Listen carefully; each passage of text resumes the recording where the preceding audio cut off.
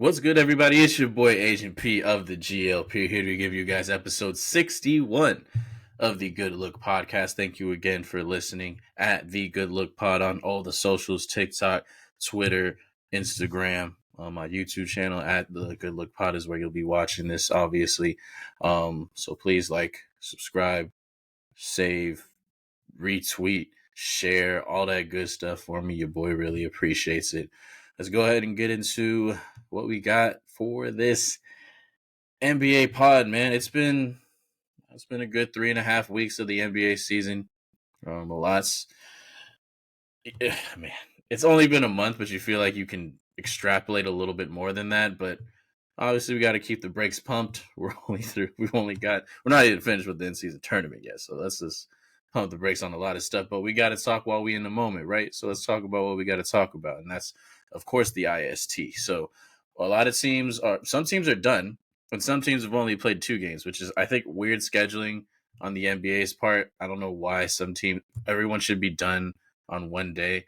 The last games for the in-season tournament are going to be this coming Tuesday, so we'll know who for sure is going to be moving on to the knockout stages after that. I'm going to go through a rundown right now and kind of get us prompted for what's going to be happening pretty soon. So if you look at it in terms of the teams that have already moved on, we got the Lakers and the Pacers. Both teams went undefeated in group play. Indiana has one more game, but they are going to clinch already because the rest of their group only has 2 losses, so they're going to move on to the next round. And the Lakers, they went 4-0 in their games, and that's what I was talking about earlier. 4-0 for the Lakers, but some teams have only played 2 in-season tournament games. I don't get that scheduling part at all, but that's one of the only few knocks that I have on the IST right now. I've loved it. I loved how competitive the games have been, how good they feel in terms of what's at stake. And like I said before, man, these games are going to start meaning more once we get to the knockout stages. And at this point, because point differentials and head-to-head record and who's going to move on, these things are coming to the forefront for us now. So I'm excited to see how these things turn out. We got games tonight, and then, like I said, got games on the upcoming Tuesday to determine who's going to be moving forward. Remember, wild cards, there's only 1 from each conference, so it's not like 2 from the East and 2 from the West. We're going to have the winners of each group, so that's 3 teams right there, 3 in each league or conference, and then 1 wild card. And that wild card is just going to be determined by best record. And not only if we got best record, we're going to talk about point differentials. So point differentials are things that are going to play a major part in this. That's why you see a lot of teams have been trying to either call timeouts late in games to try to either get the score a little bit closer, so maybe their point differential is something that's going to matter down the line, because a lot of these teams are going to finish 3-1. I don't think any 2-2 teams are going to move on. That record just doesn't seem good enough, but I think 3-1 amongst the groups to see who's going to finish out best is probably what I'm predicting for this one. Going through the groups right now, like I said, in Group A, the Pacers already won, so they advanced, but the Cavaliers do have a shot at a wild card. If they're able to get a win over Atlanta, that'll give them a 3-1 record, and if they're able to do that, they got to hopefully win by a good margin and have better records or better point differentials than the other teams that finished in second place in the other 2 groups to have a chance to move on. In Group B, Miami and Milwaukee are currently both 2-0. They're both going to play tonight, obviously. If they both win their games, they'll be on a crash course for this coming Tuesday where they're both going to play each other, and the winner of that game is going to advance. Now, this is where, for like, this is on a basketball nerdy perspective, this is where it gets fun for me, because both teams play different teams this or tonight. You got to think that you'll want to, if you can, try to blow out your opponent tonight. Because if it comes down to it, Miami-Milwaukee, even if you lose that game, if the loser, who will presumably be 3-1, still has a better point differential than the teams in groups A and C, who are also 3-1, you'll still have a chance to move on. But that Miami-Milwaukee game, when you play each other, you're going to want to win, obviously, at first, because that's going to get you automatically to win the group. But secondly, it's probably going to be a close game, so I don't think you're going to anticipate blowing out the team and having a good point differential at that point. So at the very least, you want to try to at least kind of run up the score on your opponent if you can tonight. And then on Tuesday, you'll be in a tough fight with the team, either Miami or Milwaukee, to try to just get the overall win to overall win the group, and then we go from there. So I'm interested to see how these teams approach it. You'd think that the teams that are out of it might not go as hard, and they might not. But the nice thing about it is that these games are still regular season games, so they'll still count like if they're not IST games. So you'll still obviously want to play hard, get a team or get a win for your team to try to advance, not just for uh, IST purposes anymore, but just for regular season. Hey, we got to get a good record here. Let's make sure we don't mail this game in. So I'm excited to see how that's going to turn out. I hope Miami and Milwaukee win so that we can have that scenario percolate on Tuesday. But if one of them loses, that will open up the door for the New York Knicks to advance because they're currently 2-1. And it's not only advance; they had a chance. They have a chance to win the group. If you get New York to win and they finish 3-1, Milwaukee or Miami loses and they all finish 3-1. Whoever's got the best point differential out of those three is going to win the group. So I'm excited to see it. New York would have to obviously win out. They have to win their next game and then have that better point differential. That would mean beating Miami tonight and then having the Charlotte game on Tuesday be a game that they can win as well. So, I don't. The Knicks are tough, man. They're a tough team to figure out.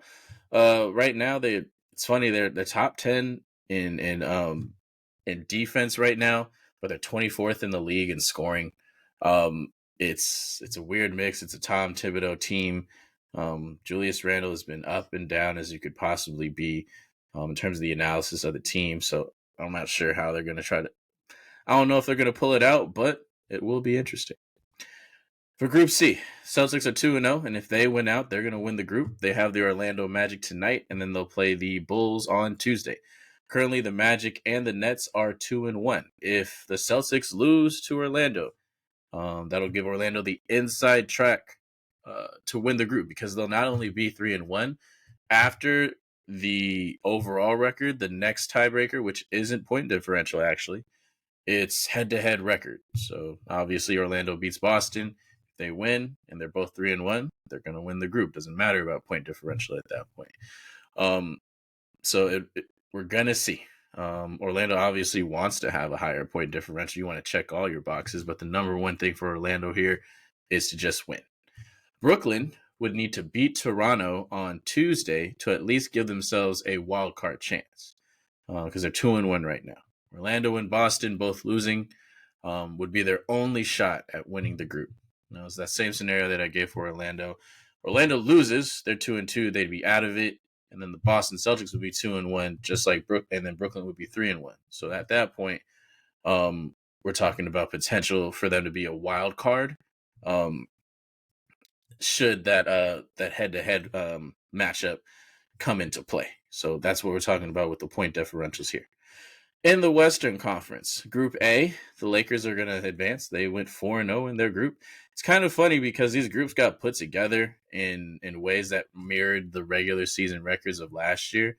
And you'd think Denver, who was the number one seed, is me sour grapes for my own team. But Denver, who was the number one seed, ended up being in a kind of tougher group than than you would have anticipated. Lakers had to play Utah and I can't. Utah and Memphis were in their group. Like that's just two teams who ain't even close to being in it right now. But the Nuggets ended up playing some teams that are on the up and up. You wouldn't have anticipated Houston to be as good as they are right now. But Ime Udoka has turned those guys around, and they've added some good pieces. They've been on a good run to start the year. They've been on a recent skid, but they played some good basketball to start the year. But neither here nor there. Phoenix is the only team in this group that can be a wild card if they beat Memphis on Friday. For Group B, it'll be New Orleans and Denver, both 2-1. And New Orleans beat Denver last week, so they have the inside track to win this group. New Orleans wins, they'll win the group. Doesn't matter if Denver wins. New Orleans loses, that'll open it up for Denver to win the group. The New Orleans Pelicans are going to play the Clippers tonight. If they lose, like I said, that gives Denver a chance to win the group if they can beat the Rockets this coming Tuesday. The Rockets tonight. I'm sorry. So Denver wins tonight and New Orleans loses, then Denver's going to win the group. and New Orleans probably puts themselves out of a wild card spot because they're not able to. They're not going to have the record that's even close to what the other wild card teams will be. Should New Orleans win, Denver's only way to get through to the next group is to have a good point differential and finish 3 and win against Houston. Group C, T-Wolves and Kings, both 2-0, and they each are going to play each other tonight. So the winner of that most likely takes them out of the group. The Warriors can still make the wild card if they win out. They are a team that still only has 1 loss, so if they're able to win out and get some luck, we'll see how it goes. Before I get into the schedule, once again, just talking about the in-season tournament, I'm happy about it. I'm glad the courts are distinct. I'm glad the jerseys are distinct. I think there's even more ways that we can try to make this thing more interesting going forward, like implementing some Elam endings and things like that, things I've said in the past. So I'm happy with the direction. I still don't want this to have any kind of playoff ramification. I want it to mean its own thing and be its own thing. So I think that opinion's in the minority because I'm coming from a world football perspective on that opinion. But I like what it's done to make this part of the regular season matter, right? A lot of times November basketball, December basketball is going to get ignored. So I think the NBA's goal in trying to make this more appealing in terms of the traditionally football-dominated months, they've done a good job at making this mean something. So I'm happy for the NBA. Hopefully this is something that can continue. And just buckle up, guys. Now that the picture's starting to slowly close in on itself, and we're starting to understand how these games work, the point differentials, all the other stuff. It's gonna get fun. So I'm here for it. Absolutely. Schedule for tonight. Celtics play the Magic. I got Magic are coming off a good win against the Nuggets, but the Celtics are gonna have a day off, and they've been playing absolutely incredible basketball. I got Boston there. Suns play the Grizzlies. I got the Suns in that one, even though they almost blew that game to Golden State. What was that? That was weird, right? Heat and the Knicks. I got the Heat. They're playing really well right now. If nobody's noticed, I believe they won 7 out of 8, or they've won 9 out of 10. Actually, they've been really good. Bulls Raptors. I got the Raptors in this one. Scotty Barnes has been playing incredible basketball this year, and Pascal Siakam has been really good too. The Pistons and the Pacers. I got the Pacers, even though they don't play any defense. Detroit doesn't play either. They don't play offense or defense. So we got the Pacers there. Nuggets and the Rockets. I think the Nuggets get their lick back, especially after playing a tough game against Orlando. I think they're going to go ahead and get this win against Houston. Wizards and the Bucks. I got Milwaukee there. Kings and the Wolves. That's going to be a nice game. I got the Kings coming away with the W in that one. I like the way De'Aaron Fox has been playing since he's come back. Wolves are a really stingy team defensively as well, but they're going to be down Jaden McDaniels. So I think the Kings pull that one down. Spurs and Dubs, got the Warriors in that one, and the Pelicans and the Clippers. We're going with the Clippers. And moving on to the next segment, I wanted to make note of something that I found a little bit interesting. So if you look at the top 4 standings here in the Western Conference, we have the Minnesota Timberwolves at the top of the conference right now. OKC is in second. Denver is in third, and Dallas is in fourth. And you might just think, why am I mentioning these 4 teams other than them being the top 4 seeds in the conference? I think the fun thing about them being in the top 4 is that these are 4 teams that are not considered quote unquote big market teams. These would be considered small market teams in the National Basketball Association. And it's nice to see we have 4 non-traditional powers, 4 big market, small market franchises be at the top 4. And I know it's only a month into the year, but it's still nice to see, man, because if you're a fan of a small market team like me, you know what it's like to be a fan of your small team in the big NBA where they cover the Lakers and LeBron every single day. They're covering the Bucks and the Celtics and the big teams out east all the time. It's always talking about what the Knicks are going to do next, even though they haven't been relevant for 50 years. Like, it annoys you that your team, who's supposed to be like, we're supposed to talk about the sport first and foremost, and then if your team is good, it feels like that's all the reason to talk about somebody's team, right? But the NBA obviously isn't just built on that. They're built on drama and trying to find ways to be attention worthy besides what happens on the court. But it's nice to see, based on just the on court action, that we got Minnesota, Oklahoma, Denver, and Dallas as our top 4 seeds right now. I know this is kind of a cyclical thing, but obviously, when we're talking about a league that's focused on its stars all the time, it's always talking about Steph and the Warriors, always talking about LeBron, always talking about the Lakers. I think it's nice to see, and I think the breadcrumbs are starting to get laid out for what the new era of this league is going to be. Despite how incredible LeBron James has been, eventually, right? I don't know how that is now because he's been playing incredible basketball, but eventually he's not going to be in the league no more. Even if he does pull some Tom Brady stuff and maybe play till he's 42 or something, at that point he'll still be good because right now he's still good, but he just won't be the best player anymore, and his impact on the game won't be as high. But man, I see the breadcrumbs are being laid out for a new era for this league, and I'm definitely here for it. I'm ready to have a run where OKC and Sacramento and Minnesota are teams that are fighting to be near the top of the conference every single year. I know my Nuggets going to be there as long as Jokic's there, right? So I'm happy to see that we got some other teams moving forward. Out in East, you see like the Pacers are starting to make some noise. The Magic are starting to make some noise. Like, man, it's nice to see.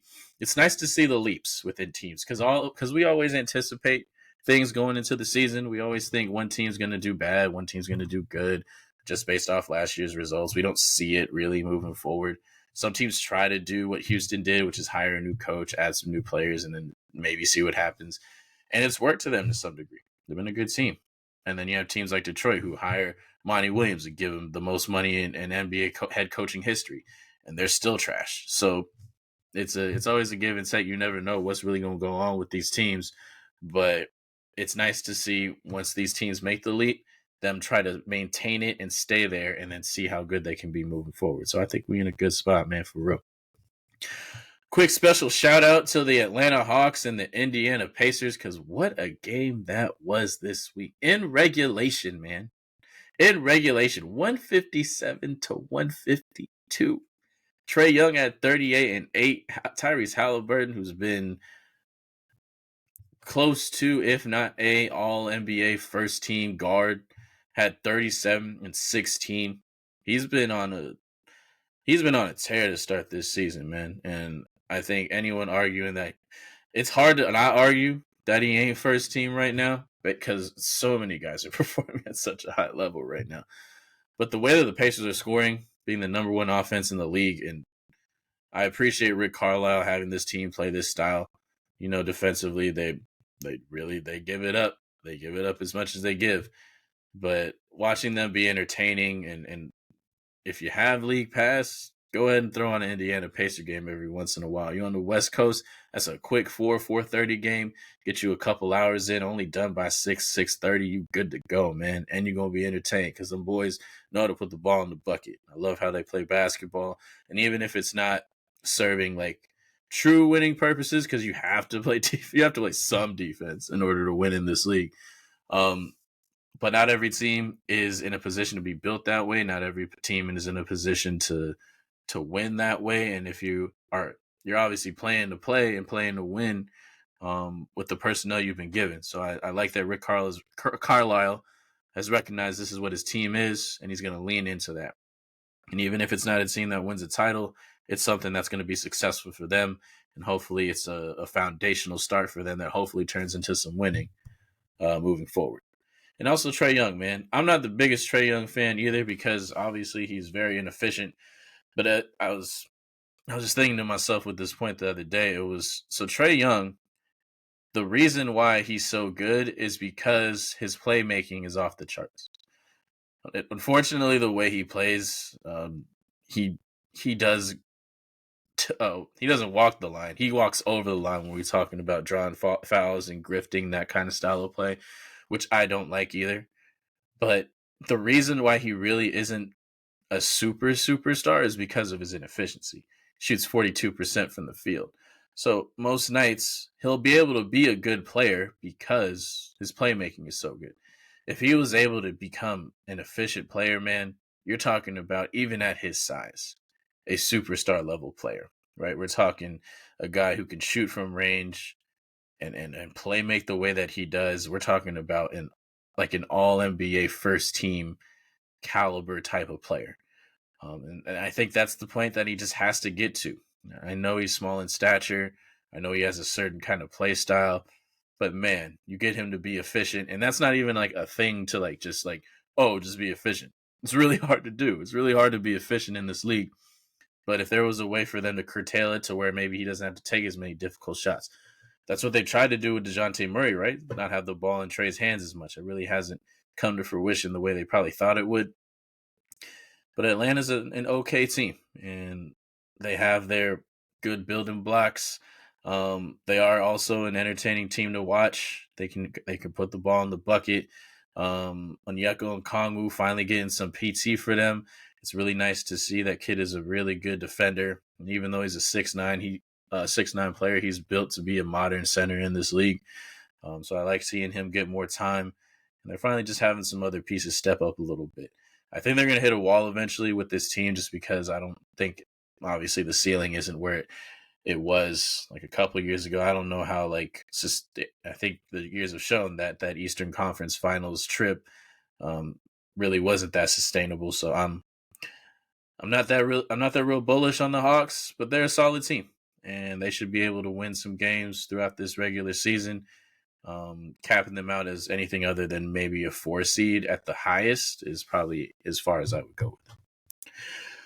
So my last little segment here is going to be called "How do we fix / bolster these teams?" So I'm looking at some teams in the league that might need some help, that might need their rosters either bolstered or just we need to move on and do something different because we're really bad. So I got a couple of them that I want to bring up. The first one is not a team, but I do want to bring up Zach LaVine. So Zach LaVine, guard for the Bulls. Him and DeMar DeRozan have been paired up for a minute. They're both going to be, or DeRozan's going to be a free agent after this year. Zach LaVine has 3 more years left on his contract. One of the last year as a player option, so technically just 2. But he's been in the rumor mill recently. The teams who have been interested are the Hornets, Raptors, Lakers, and the Sixers. He's been averaging 21, 5, and 3 on 43% shooting. So he hasn't been off to a great start, but the environment in Chicago has been awful. Everyone heard about them having a team meeting after the first game. They've had team meetings up the wazoo with this team. It's just not going to work out for these guys. So I think it's been more than time to see Zach LaVine try to find a new team. The teams that were in the rumor mill, I don't think he's a match for the Raptors. That kind of just feels like a lateral move to me. They already have 2 guys averaging 20-ish points a game. And then I don't know having a guard like Zach LaVine really is going to do anything to elevate that team into a higher stratosphere than they're already at. I don't think he's going to go to the Lakers either. I think the Lakers do need a serious player kind of in order to get to a point where they can seriously contend for a championship. But I don't think Zach LaVine's the one that they'd want to push all of their chips into. Philadelphia, I also think is a no. Philadelphia's playing really well right now. I love the Maxey and Embiid dynamic. They both are really good, and obviously Maxey has made that leap, and the rest of the pieces just fit really well together. I love DeAnthony Melton. Pat Bev even has a small role in this team. B-ball Paul Reed, even without Kelly Oubre, unfortunately, they got a lot of pieces that really fill each other or that really complement each other. And I don't know if Zach LaVine is someone that you want to push your chips into if you're Daryl Morey to say this is the guy that's going to get us over the top when we're already playing so well. So, begrudgingly, my match for this team is the Charlotte Hornets. I don't think it's necessarily the best fit. But I think they're a team that want to start competing, right? LaMelo's extension is going to kick in next year. If you think you can go ahead and try to fit this under the books after you make this trade, this is the optimal time to do it because you have Gordon Hayward's $31 million contract that's expiring available for this trade. So that's a natural fit here. Fit another contract. Zach's at around $40 million. So those pieces will work really good together in terms of a trade. And even though it's not my favorite fit because Charlotte has a lot of guys who need the ball. You got guys like, obviously, LaMelo, unfortunately, Miles Bridges, Brandon Miller, Terry Rozier. These are all guys who Like, not only are you taking the ball away from them from a rookie perspective, you're taking away some developmental time from Brandon Miller. And I know the only reason I'm really putting them there is for two reasons. One, I can't really find any other real like lock and key matches for Zach LaVine. Um, and then secondly, it just feels like the Hornets want to at some point really start competing here. They've had LaMelo for 3 seasons now. It's about time, like, hey man, we got to get some return on this investment. Now Michael Jordan's not part of the ownership group no more.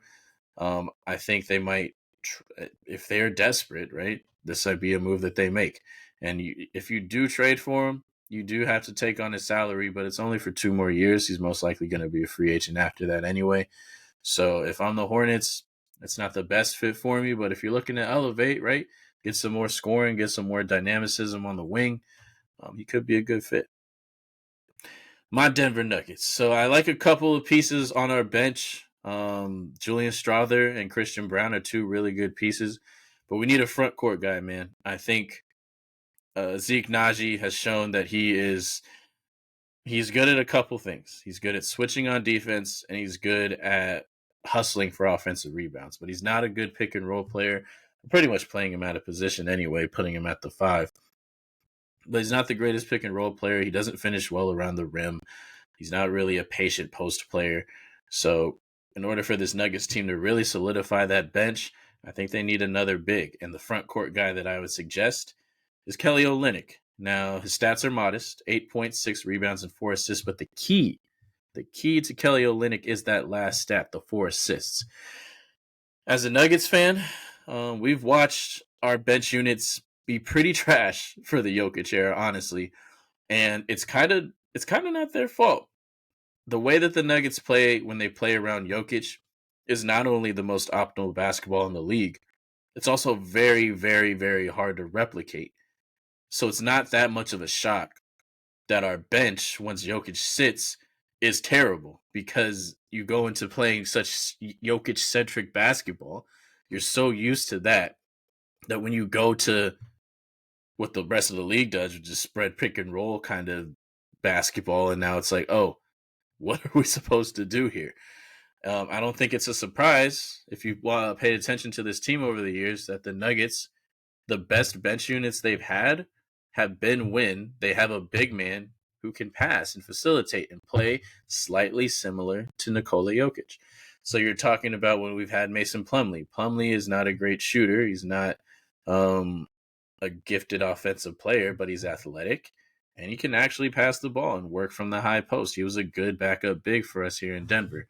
DeMarcus Cousins, that was a really weird stretch and a weird time, but Boogie played similar to Jokic. He could work out of the high post to the top of the key, run dribble handoffs, set really good screens for guys, pick and pop, or dive to the basket. He was a shell of himself, and his athleticism waned, so he wasn't really he wasn't able to do exactly what he wanted to do, but he was smart enough to know how to get to the spots, run the offense, and he was a similar player to Jokic, so that's why it ended up working. That's why I like Kelly Olynyk here. I think Kelly Olynyk's a guy who can play from that high post around the top of the key area, be a good passer, and also pick and pop. He's a good shooter. He'll hit a couple threes a night, and he's on an expiring. So this isn't something that has to be a long-term commitment here. It's a $12 million deal. If you're the Nuggets, you could give up Zeke Naji, who doesn't make that much now, but he's on a 3-year, $30 million extension. So if you're trading him to Utah, you get a young asset who's under cost control, who's not only under cost control, and you can see what he can do. He's going to be a player that you could maybe trade down the line. A $10 to $15 million contract is a valuable commodity in this league. So having that is something we could value. That's of value to Utah. Maybe add Justin Holiday's contract in there. The Nuggets don't have any first-round picks to trade because they've already traded all their odd-year picks. But maybe throw some seconds in there, see if Utah will be enough to satisfy them, and you make that deal happen. I think that'll really help solidify the bench for Denver. I don't think the Denver Nuggets are going to be the only team that would want Kelly Olynyk, especially on an expiring, so it might be a little bit competitive to get him that deal. But you're giving up a little bit of defense for sure with Zeke Naji, but offensively it is a train wreck, man. And I would, if you get Kelly Olynyk in here to kind of just open up the offense more, we have good defenders on the bench. You got a Peyton Watson, a Christian Brown, and at least a competent Julian Strawther. We got some good defenders on the bench. If we could get some offensive guys, a guy like Kelly Olynyk to help out that bench unit, I think that would really help Denver in terms of making strides in their attempt to repeat this year. Let's talk about the Lakers. They are currently 9-7 right now, and LeBron James is playing incredible basketball, man. We can't front. We cannot lie. This man is defying the odds, doing things that no one has ever seen, honestly, and it's been incredibly impressive. I'm not going to try to crap on LeBron here or the Lakers. LeBron's been incredible to start this season. So what do they need? Shooting, and some more shooting, because they are last in the league in three-pointers made per game. They only make about 10 threes a night. So who is someone that could help them out in that regard? A name from the past that's also been brought up with this team, Buddy Hield. Buddy Hield is on an expiring, making $23 million right now. He's shooting 42% from three, and he makes about 3 threes a night. He can slot right in to that 2-guard spot and help LeBron and have a knockdown shooter for him, because LeBron has always been best when he plays with shooters.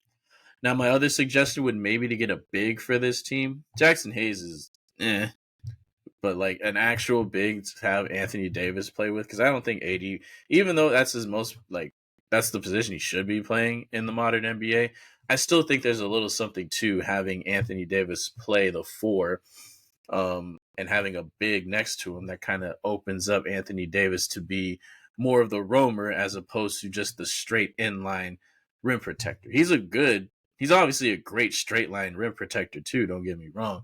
But I think him being the amoeba guy on defense at the 4, able to roam a little bit more, able to clog up passing lanes a little bit more instead of always just being the primary pick and roll guy. If you're a Lakers fan, I think you'd want to see that. But the first thing is shooting. You're not going to survive in this league making 10 threes a night. You need to get some shooters back there. Gabe Vincent has been hurt. Vanderbilt isn't someone who's going to help you out in the shooting department, but he's another reliable piece for them, especially defensively. You get someone like Buddy Hield to come in, replace D'Angelo Russell. You get a guy who's shooting 42% from 3. That's something I'd want on my team. And you can't rely on LeBron to keep up this heater for this long. He's going to have games where he looks great, but 3 weeks into the year, it's probably not going to last too long before he either gets hurt or he has to runs out of a little bit of gas, and he's going to need some other people to pick up the slack, right? So getting LeBron some more shooters is and should be the number one tick on the agenda for the Lakers, at least by the trade deadline. And the Spurs. Now they don't really fit into the bolster category because they're 3-15 right now. But they need some help, man. And the number one thing is a goddamn point guard. I hate this Jeremy Sohan crap. It needs to end. There was one possession that's been floating on Twitter. You've seen it.